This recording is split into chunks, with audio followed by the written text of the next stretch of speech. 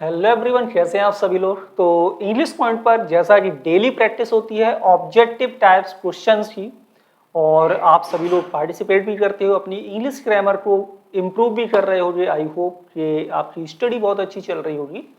तो आज की क्लास में जो सेंटेंस हैं ये मिक्स्ड ग्रामर के सेंटेंस हैं। इसमें कई सारे टॉपिक आपको मिलेंगे। तो लास्ट में डेली आप अपना टोटल स्कोर जरूर चेक कर लिया करो कि जो भी आप प्रैक्टिस करते हो इंग्लिश ग्रामर की, उसमें आपका डेली स्कोर कैसा हो रहा है, यानी कि वो इम्प्रूव हो रहा है या नहीं हो रहा है, या फिर कहाँ पर प्रॉब्लम आ रही है, और फिर आप पर्टिकुलर उसी टॉपिक की स्टडी करके उसको भी इम्प्रूव कर सकते हैं।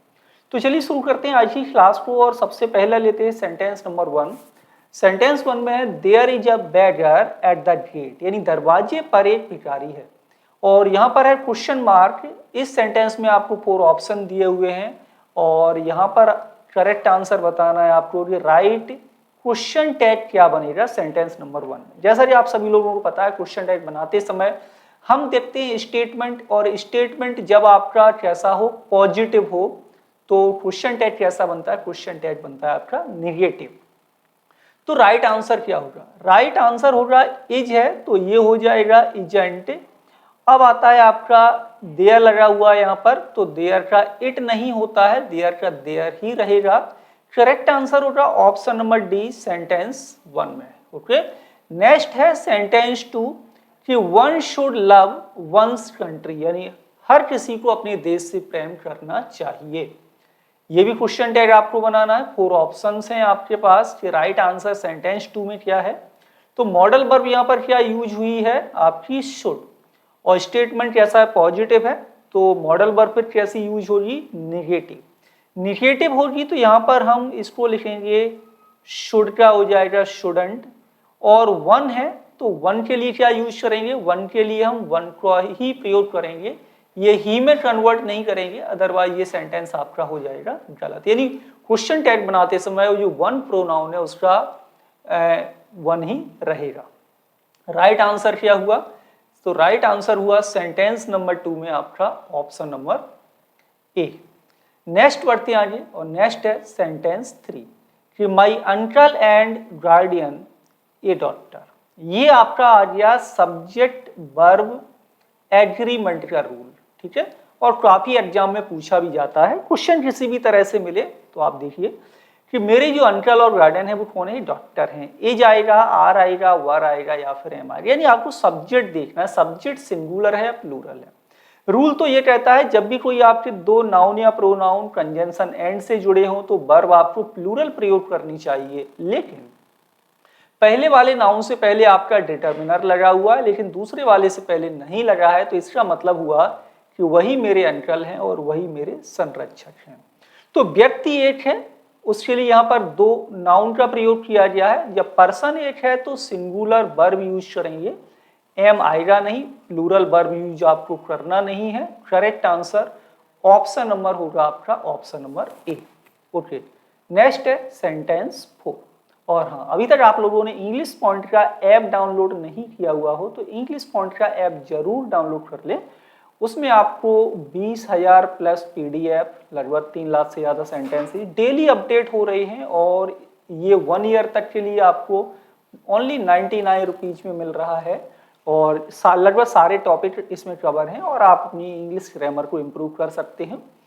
ओके, नेक्स्ट है सेंटेंस नंबर है 4। सेंटेंस 4 में है neither he nor I dash the rules, यानी ना तो वह है और ना ही मैं क्या रूल्स को जानता हूं, हैज नॉन, नॉन, या फिर ओनली हैज। सेंटेंस 4 में क्या लगाएंगे, तो यहां पर सबसे पहले तो ये देखिए आप कि यदि हम ऑप्शन बी लगाएं तो आई के रूल क्या कहता है, रूल कहता है 2 नाउन या प्रोनाउन नाइदर नॉर से जुड़े हैं तो वर्ब उसके पास वाले नाउन या प्रोनाउन के अकॉर्डिंग यूज होगी। अब आई है तो आई के साथ क्या यूज हो सकता था, हैव, लेकिन यहाँ हैज है, ठीक है। इसके अलावा क्या यूज हो रहा है आपका, अब देखिए, अब या तो ऑप्शन डी भी आपका राइट नहीं होगा। अब या तो राइट आंसर आपका होगा ए, या फिर राइट आंसर होगा आपका सी। तो करेक्ट आंसर क्या होगा, तो राइट आंसर होगा आपका ऑप्शन नंबर सी, नो। और हाँ, कुछ बुक्स में आपको इसके साथ मैं बता दूं कि सिंगुलर वर्ब भी यानी नोज भी लगी मिल सकती है, रूल्स भी है, ठीक है। तो नेक्स्ट बढ़ते आगे, नेक्स्ट है सेंटेंस 5। सेंटेंस 5 में है वी शुड ऑल हेल्प, यानी हम सभी को सहायता करनी चाहिए, किसकी? Each other, one another, each, या इनमें से एक भी आपका ऑप्शन राइट नहीं है। तो पहले देखो ये जो ऑप्शन है ये आपके प्रोनाउन है। क्या है? प्रोनाउन। कैसे प्रोनाउन है ये रेसिप्रोकल प्रोनाउन है। रेसिप्रोकल प्रोनाउन दो या दो से ज्यादा प्रोनाउन से मिलके बनते हैं। ईच अदर का जो प्रयोग किया जाता है वो किया जाता है टू के लिए, और जब भी सेंटेंस में बात हो रही हो मोर देन टू की यानी दो से ज्यादा की, तो प्रोनाउन यूज किया जाता है वन अनदर। तो यहां पर प्लूरल कैसे, ये देख लो, वी लगा है यानी प्लूरल है, ऑल यानी यहां पर कहीं भी ये मेंशन नहीं है कि केवल दो ही लोगों की बात हो रही है। तो यहां पर राइट आंसर आपका होगा सेंटेंस 5 में ऑप्शन नंबर बी। नेक्स्ट है sentence 6। Of my 2 daughters she is elder, eldest, the elder या द एल्डेस्ट। तो ये हो गई आपकी क्या? डिग्री, ठीक है। या तो कंपैरेटिव बनाना है या सुपरलेटिव बनाना है। अब देखो एल्डर कंपैरेटिव है, उससे पहले क्या द का यूज होगा। एल्डेस्ट सुपरलेटिव है, डेफिनेट आर्टिकल द है। यहां पर ये सुपरलेटिव है लेकिन डेफिनेट आर्टिकल दा नहीं लगा है, तो हम इसको हटा देते हैं। अब लेकिन ध्यान देना, जब भी आपको डिग्री में स्पेशल मेंशन किया गया हो टू, ऑफ द टू, है ना, चाहे बाद में लगा हो या पहले लगा हो, तो यहां पर ध्यान देना कि कंपैरेटिव डिग्री से पहले डेफिनेट आर्टिकल द का प्रयोग किया जाता है। राइट आंसर होगा option number C, of my 2 daughters she is the elder. Option number C रहेगा राइट, ऑप्शन ए मत लगाना, ये राइट नहीं होगा सेंटेंस 6 में। नेक्स्ट है सेंटेंस 7 कि the orator and the statesman killed in the accident, यानी जो ऑरेटर है और स्टेटमैन है एक्सीडेंट में मारे गए। वाज, वर, हैज या फिर इनमें से एक भी नहीं। तो ये भी आपका सब्जेक्ट वर्ब एग्रीमेंट से रिलेटेड रूल है। पहले तो ये देख लेते हैं, यहाँ पर दो नाउन कंजंक्शन एंड से जुड़े हैं और दोनों नाउन से पहले डिटर्मिनर लगा हुआ है, यानी कि यहाँ पर एक व्यक्ति नहीं है बल्कि दो लोग हैं। एक्सीडेंट में कितने लोग मारे गए हैं? दो है। तो यहाँ पर सिंगुलर वर्ब नहीं आएगी और राइट आंसर यूज होगा, ये होगा प्लूरल वर्ब। वर्ब का प्रयोग करेंगे सेंटेंस 7 में। ओके, नेक्स्ट देखेंगे। नेक्स्ट है आपका सेंटेंस 8। और अभी तक आप लोगों ने इंग्लिश पॉइंट यूट्यूब चैनल को सब्सक्राइब नहीं किया हुआ हो तो इंग्लिश पॉइंट यूट्यूब चैनल को भी जरूर सब्सक्राइब कर लीजिए। नेक्स्ट है sentence 8। A great many failed the test. A great many boy, boys, girl या इनमें से एक भी नहीं। आपको बताना है कि सिंगुलर लगाना है या प्लूरल नाउन लगाना है, क्या यूज होगा। दो नाउन यहाँ पर बॉयज एंड गर्ल सिंगुलर है, बॉयज आपका प्लूरल है।